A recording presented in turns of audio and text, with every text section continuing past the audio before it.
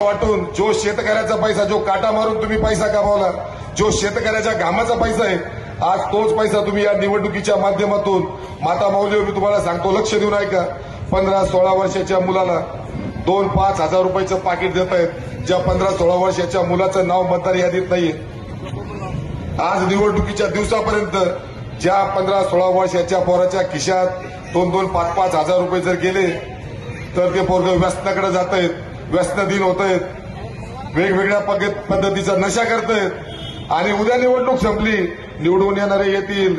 माता माऊल्या हो, तुमच्या त्या घरातल्या 16-15-16 वर्षाच्या लेकराला घरची भाकर गोड लागायची नाही. उद्या पैसे कोणी दिले तर चोऱ्या करतील, घरामध्ये दरोडे टाकतील.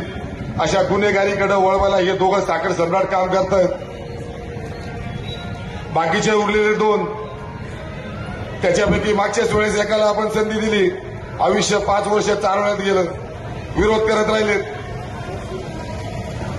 दुसरे आपल्यातलेच गद्दार.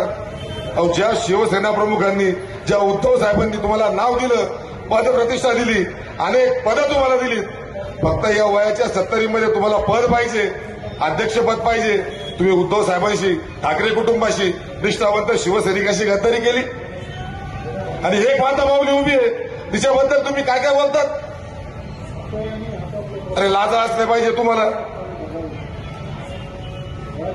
अनेक आपले 2 ते 3 पदाधिकारी वर्षानुवर्ष ते पद शिवसेनेचे भोगलेत.